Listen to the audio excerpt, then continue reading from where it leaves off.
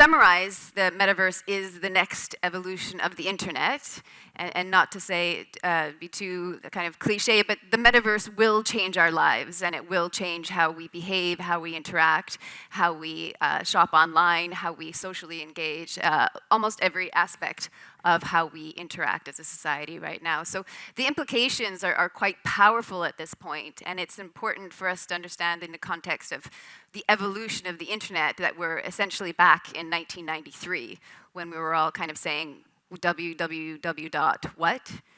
And now, you know, reflecting back on how much the internet has changed our lives in terms of giving us access to information, access to people, access to economy. The next evolution of the internet is said to be able to connect us not only to information, people, spaces, and assets as well. The reality is that because of the ability of being able to utilize digital assets and having blockchain, where actually allows us to prove ownership of digital assets, the metaverse is actually a nice term to introduce this new era of consumer behavior. And it's the era where human beings, like any one of us, are willing to pay $1, $100, $1,000 to own something digitally and place the same value to it as they place it to physical products. I think the biggest opportunity, because I remember we had Second Life, didn't we, all those years ago? What's the difference now? It's the underlying architecture, isn't it? It's the ability to have a DAO, you know, a decentralized, autonomous organization, an unacquirable organization at the heart of this with peer-to-peer decentralized protocols. It's incredible. But it's the data play, isn't it, that's the really concerning one.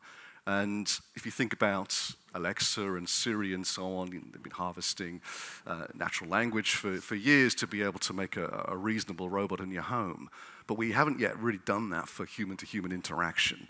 And as we go into the metaverse, you know, the data that's created about how we will converse and engage with one another and smile or distance ourselves or whatever is going to be used for incredible ways. I mean, look, we don't make great decisions right now, do we? We're not heading towards a sixth mass extinction because we make great decisions. So that's incredible opportunity for AI to support us. But if it goes dystopian, and then we start getting AI avatars that we can't tell who's human, who's AI, not because AI is general or smart or any of those kind of things. It's just flipping good at mimicry. And that's what I think's coming. So there's a lot to get wrong, a lot to get right. So I think a global metaverse is something more than you can imagine. That's why Facebook changed the whole title into metaverse. And we are doing something bigger than that because we want to give the value back to user. Facebook worth $3 trillion, but without the 2 billion users, the worth zero.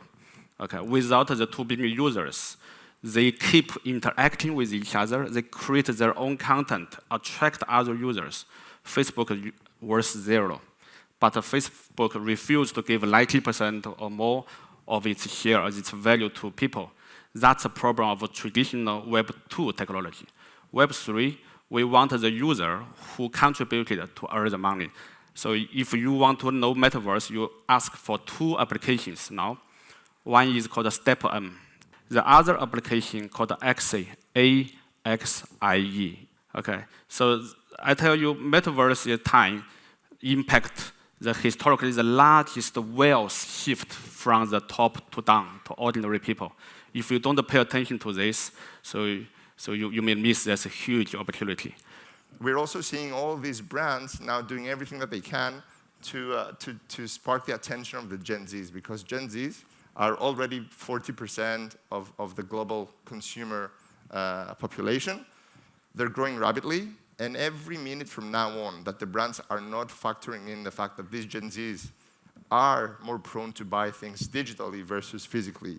They're spending more time in socialized gaming worlds and social channels versus, you know, in real life.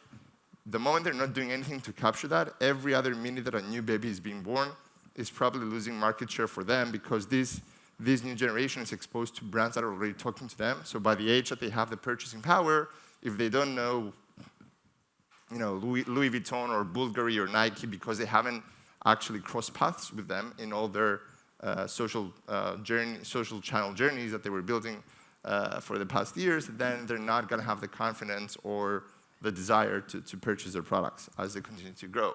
So for me, it's definitely an opportunity. There's a few things. Normally, when something like this happens, people either tend to avoid it and ignore it completely, whether you're like a brand or an entrepreneur, or people jump straight into it. And I think, for me, this is an opportunity where, Nina, you asked earlier, like, who are the metaverse experts here? It's honestly so new that it's very difficult to meet a metaverse expert, just because the space is so new, right? Like, everyone is kind of starting on equal footing and equal grounding. So for me, now is the time. If you are interested and you're an optimist, had your hands up, it's a really good chance to just get into it and trying to learn and read on stuff. Don't be intimidated because everyone is starting from the same place. So yeah, I'm very, very optimistic about it. I advocate for us to make conscious decisions about how we use technology today, right now, because every interaction we have digitally is shaping the future of the metaverse. All of that data is being used to design a future that we will all be interacting with. And it's where we're at a point where our human bodies are the interface. It's no longer a device between us and the digital world. It is our whole head-to-toe interaction, dancing with the pixels inside of the metaverse, which opens up a lot of opportunities.